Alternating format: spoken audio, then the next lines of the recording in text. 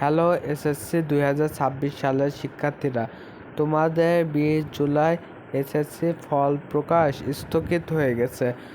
এই স্থগিতের ভিতর দিয়ে তোমাদের বলতে চাই যে পরীক্ষার রেজাল্ট আদৌ কি জুলাই মাসে হবে না আগস্ট মাসে হবে। এখানে শিক্ষা মন্ত্রণালয় থেকে 28 জুলাইয়ের পরে এসএসসি ফল প্রকাশ করার ঘোষণা দেওয়া হয়েছে। এই ফল প্রকাশ 28 জুলাইয়ের পর মানে আগস্ট মাসে যায় পড়তেছে, কারণ একটি ফল প্রকাশ হতে হতে 3 মাস লাগে। ওই জায়গায় তারা 2 মাস দিয়েছে।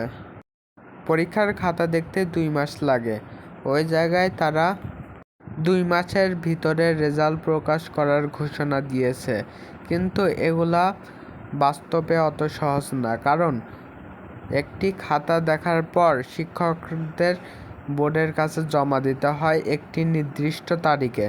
এই নির্দিষ্ট তারিখে দেওয়ার পর বোর্ড যাচাই বাছাই করতে আরও সময় লাগে। তারপর ফল প্রকাশ হতে হতে আরও দেরি হয়ে যায়। তাহলে তোমরা শিওর থাকো যে আগস্ট মাসের আগে পরীক্ষার ফল প্রকাশ হচ্ছে না।